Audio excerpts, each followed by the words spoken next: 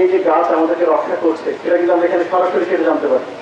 এই অঞ্চলে যারা বসবাস করছো তোমরা সবাই কম বেশি এটার সাথে কি তোমরা হেভি শুরুতে তোমরা দেখছো সেটা যে বনবিভাগ কাজ করছে, তারা চেষ্টা করছে, কিন্তু এই বনগুলোকে রক্ষার দায়িত্ব কার? আমাদের না, আমাদের। আমরা যদি খাদ্য নদীর দুই পারে দেখি অসংখ্য চমৎকার চমৎকার আর্টিফিশিয়াল ফল, কিন্তু এগুলো তো আমরা নষ্ট করছি, আমরা করছি না।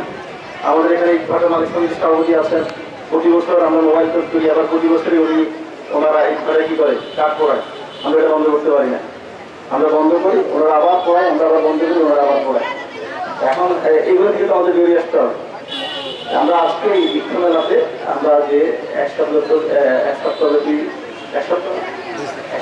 যে বৃক্ষ মেলা হবে, সেই বৃক্ষ মেলায় আমরা এখান থেকে বৃক্ষ নিয়ে যেভাবে গাছ লাগাবো, একইভাবে আমাদের রোপিত গাছ যেন রক্ষা পায় সেটার জন্য আমাদেরকে অবশ্যই কি করতে হবে, সোচ্চার হতে হবে। আমরা প্রত্যেকটা মানুষ এখানে যারা প্রত্যেকটা ছাত্র আছে, প্রত্যেকটা ছাত্র যদি অন্তত আমরা চেষ্টা করি যে অযথা একটা গাছ কেউ যেন না কাটে, অযথা একটা গাছ যেন কেউ নষ্ট না করে, আমরা যদি আমাদের ব্যক্তিগত পর্যায়ে থেকে প্রতিবাদ করি, কেউ কি সাহস পাবে? কেউই সাহস পাবে না। আমরা এই চেষ্টাটা করি।